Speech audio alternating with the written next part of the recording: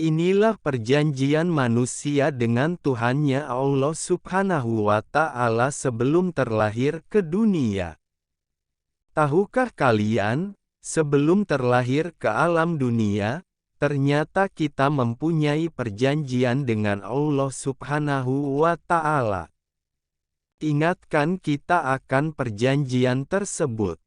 Sudah pasti tidak akan ada satu manusia di muka bumi ini yang dapat mengingatnya saat ia lahir ke dunia.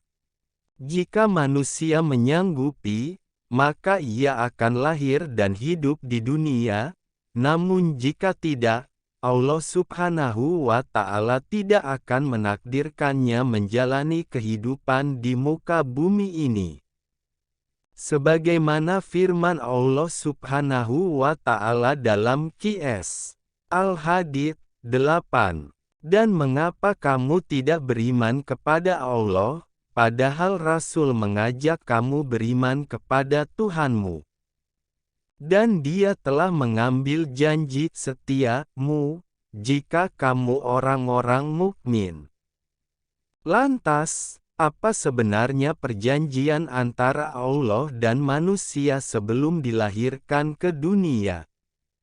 Sebelum terlahir ke dunia ternyata manusia sudah mengadakan perjanjian dengan Allah Ta'ala, begitu ruh ditiupkan disitulah kemudian Allah mengambil perjanjian dengan setiap hambanya.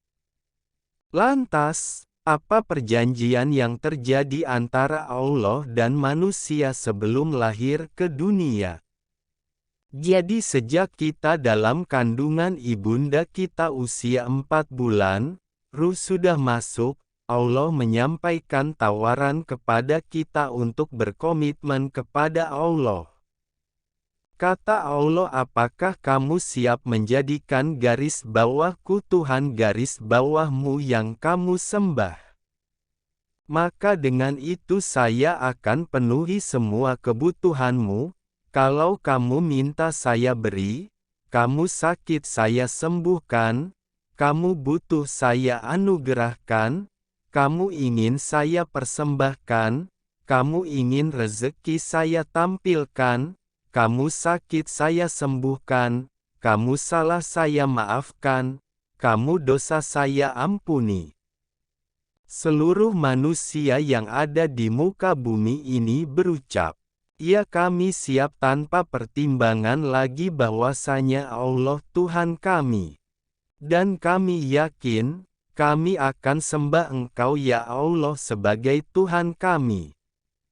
Nanti saat kami terlahir ke dunia kabulkan setiap kebutuhan yang kami dapatkan, kalau kami butuh kami akan minta, kalau kami sakit kami akan mohon disembuhkan, kalau kami salah kami akan mohon dimaafkan, kalau kami berdosa kami mohon diampuni ya Allah."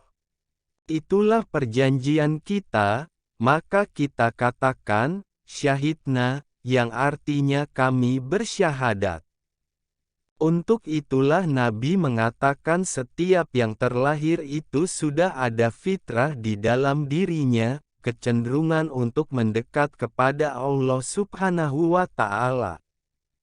Oleh karena itu, Allah akan menetapkan kejadian-kejadian dalam setiap kehidupan manusia dengan tujuan agar meminta dan memohon hanya kepadanya yang di setiap doanya diawali dengan kata Rabb. Mengapa Allah memilih kata Rabb untuk menamakan dirinya, bukan nama-nama yang terdapat pada Asmaul Husna? Inilah rahasia terbesarnya. Kata Rabb itu diambil dari satu sifat yang disebut dengan rububiyah. Tidak disebutkan dalam bahasa Arab sifat yang terkait dengan rububiyah mencakup semua jenis perhatian yang mungkin diberikan, misalnya ada yang sakit disembuhkan, ada yang susah dimudahkan, ada yang butuh diberikan. Jadi semua apa yang dibutuhkan dipenuhi, maka itu yang dinamakan sifat rububiyah. Kalau sifatnya terbatas dengan batasan tertentu, bisa ngasih sekarang nanti belum tentu maka disebut murabi. Maka secara otomatis kejadian-kejadian yang kita alami dalam hidup itu siapapun dia, apakah Anda orang paling tinggi jabatannya, orang paling kaya atau orang paling apapun di muka bumi, maka selama hidup itu akan dipaksa melalui alur hidup kita mendapatkan sebuah kejadian untuk kita memanggil dan memohon kepada Allah Subhanahu wa Ta'ala. Demikian perjanji manusia dengan Allah sebelum lahir ke dunia.